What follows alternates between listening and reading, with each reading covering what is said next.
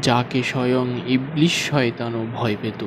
কোরআন বলেছে পৃথিবীর ইতিহাসের অতীত এবং ভবিষ্যতের সবচেয়ে নিকৃষ্ট নারী হচ্ছে এই নারী। অথচ জেনে অবাক হবেন, এই নারী ছিল মক্কার অত্যন্ত ধনী এবং শক্তিশালী পরিবারের রমণী। তার একটা কথাতেই পুরো মক্কা শহর কেঁপে উঠত।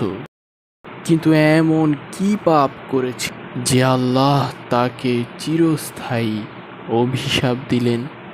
আজ ইসলামের শত্রুদের বুঝতে হলে আগে আপনাকে এই নারীর চরিত্র বুঝতে হবে।